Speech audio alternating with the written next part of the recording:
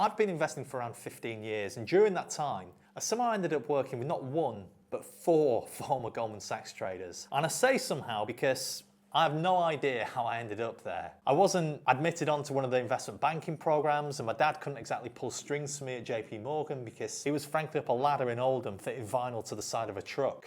Now, if you're new to the channel, I'm James. I'm a former professional trader turned financial educator, and in this video I'm going to be sharing with you some of the best lessons that I've ever learned from my mentors so that you can stop feeling as though the market's all confusing and start seeing it more clearly in the way that these guys do. If you've been living under a rock for the last few years, and Goldman Sachs is basically the SAS of investment banking, and that reputation is how they've earned the rather fluffy nickname as the vampire squid of capitalism. And as Paul the Octopus proved when he correctly predicted those 12 out of 14 matches, was it, in the World Cup, cephalopods don't mess about. But enough of the Squid Games. Let's start with the first lesson, and the first former Goldman guru who changed how I see things entirely. It comes from Lex van Dam, who was formerly Goldman's head of prop trading and would later go on to run a hedge fund, as well as producing a TV show called $1 Million Traders, which is how I first reached out to him. Now, when I was starting out, I was in such a rush to make it as a professional trader. I remember at 21 or 22, first meeting Lex for a coffee. Didn't even drink coffee back then.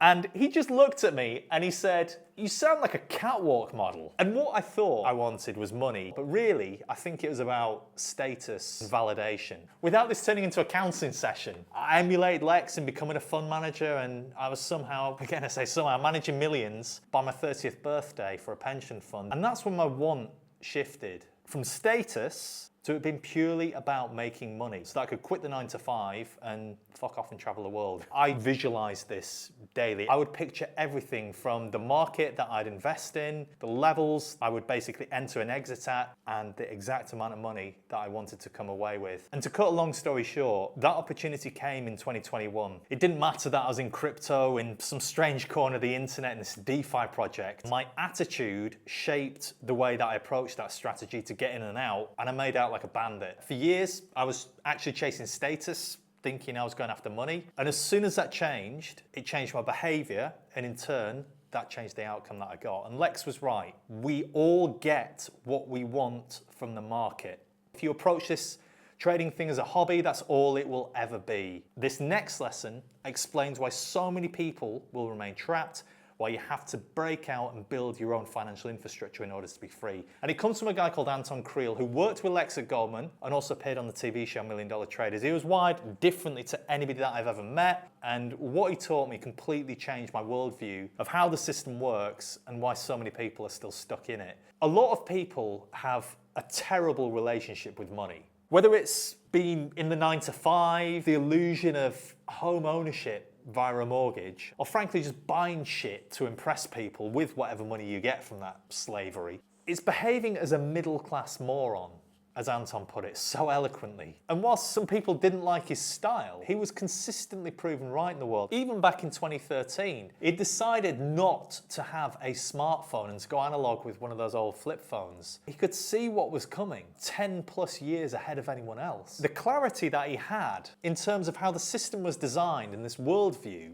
he taught me how to see through all of it, not rely on the state, why I needed to seek risk rather than safety in every aspect of life, and why the Rolex that I'd just bought myself at that time was, again, as he so eloquently put it, a middle-class handcuff. So I sold it. I began building a proper trading account using some money that I'd got from the watch sale and I'd also raised with a friend, and I picked up a copy of the 4-Hour Work Week at his recommendation, and that's where really everything changed in terms of getting a whole different perspective on how being stuck in the rat race and that grind was a mirage. It was bullshit that keeps so many people controlled. I actually handed in my notice as a derivatives broker back then. I decided to choose freedom rather than security or the safe option that you're told to follow in the traditional model. And I started contracting out my services to different funds. That's how I became CIO eventually of a couple of them. To sum it up, I never looked back. When you understand how money works, you only need to get rich once. And that's a lesson that I want you to understand before it's too late here. If Anton helped me see that the system's broken, this next lesson showed me how that system actually moves and, more importantly, how to trade it. You might recognize Raul from Diary of a CEO and some of the other bigger podcasts that he's been on. I actually worked with him at Real Vision, the financial media platform that he founded. But years before that, these guys were actually all connected on the equities team at Goldman. And that's how Raoul ended up working behind the scenes with Anton and Lex also on the $1 Million Traders TV series. Raoul earned a reputation as one of the smartest macro minds in the game. So he was basically the go-to for anything related to the business cycle, which drives pretty much everything you can think of, whether it's currencies, commodities, rates, stocks, you name it. And this is where a lot of people get lost because they fail to see the bigger picture of how these cycles play out and how you can actually position and profit from them. And this is what Raoul helped me to see. So let me walk you through a couple of examples here. So here we have one of the charts that's actually taken from Raoul's newsletter, and it shows the difference between the amount of people in the workforce, the so-called participation rate, declining over time. That's on the left-hand axis. And you can see how that has correlated with a build-up in debt to GDP. The important thing to note here is that this axis is inverted. So it's actually debt to GDP increasing as that falls, so that you can more easily see the correlation between the two. As the labour force has been shrinking because people are getting older, increasing the so-called dependency ratio by not having enough young people of working age in the system to pay for them, the government has had to prop things up by issuing more debt to stimulate growth and pay for them all. And this is going to become so clear to you in a minute how this all plays out and what made Raoul such a visionary. So the government's response to this, in terms of issuing debt, is to perform this sleight of hand, if you like, which Raoul refers to as debasement. Now, without getting too technical here, the idea is that if you're expanding the debt by printing loads more money and it's already at unsustainable levels, what you can do is attempt to inflate your way out of that. So if I owed you £100, let's say over 10 years, and inflation's at zero, £100 when you get it back in 10 years' time will be worth exactly what it is today, or buy the same amount of goods or services. But if inflation is taken into account, then 10 years from now it's going to buy far fewer goods or services than it does today. So as the debtor, inflation is working in my favour because it's reducing the value of the money that I owe you. And that's the game that the government's playing here. And it's the reason why asset prices, stocks, property, whatever it is, are being inflated.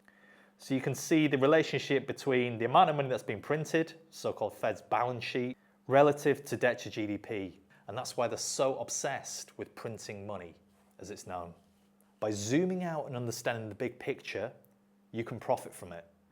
You can see the so-called liquidity index that Raoul's put together. Just think of this as the amount of money pumping through the system compared to the NASDAQ just above it.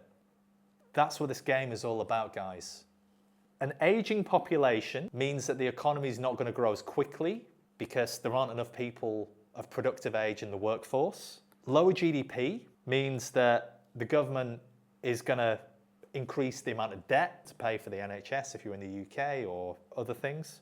And that combination of high debt and low growth means that the Fed needs to shift the goalposts. When I say the Fed, it's the central bank in the US.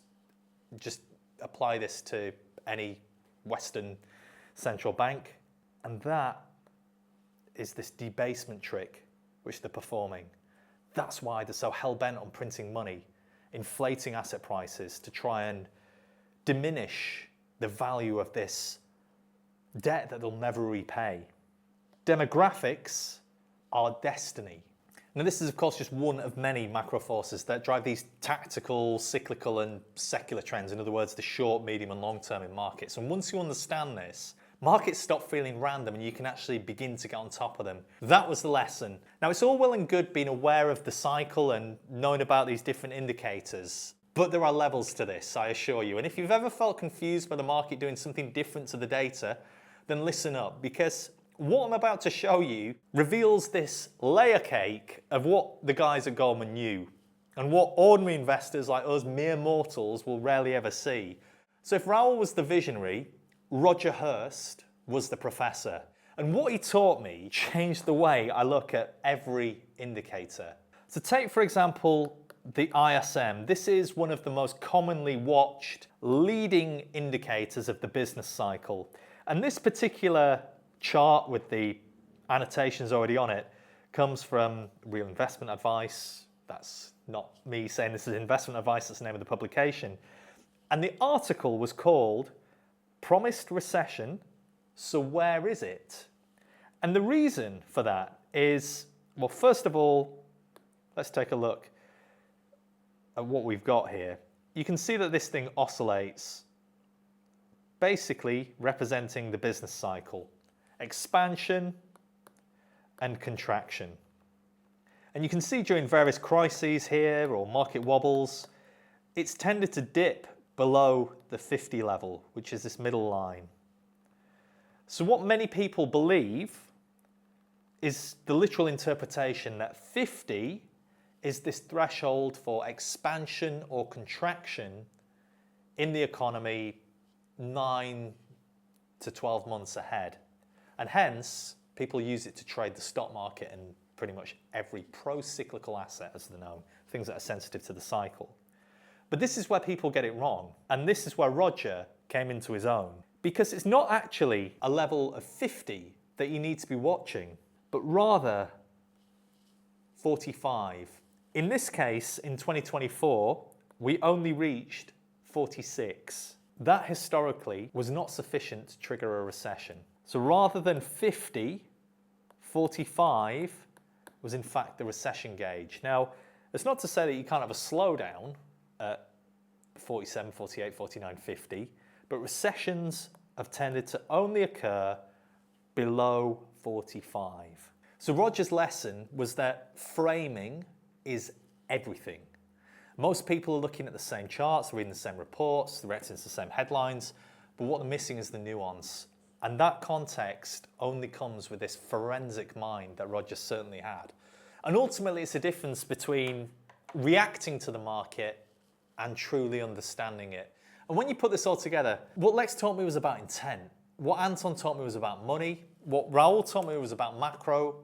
And what Roger taught me was about framing. And you can see why so few people ever really get ahead when guys like this are at the pinnacle of trading. It's why Goldman's got the reputation that it does. I want to take a moment to thank Lex, to thank Anton, to thank Raoul, to thank Roger publicly for everything that I learned from them over the years. But these have been just a few of the lessons that have helped me to develop my own framework and get the freedom that I wanted in my 30s, and now be able to share this stuff with you here on YouTube every single day. So I guess it's true that everybody gets what they want from the market. And if you want to take control of your money and build a portfolio based on everything I learned from Goldman's finest and more, then watch this video which shows you the exact system I used to make over £500,000 in my pension last year. Or you can go watch Mr. Beast. It's up to you. I'll see you in the next one.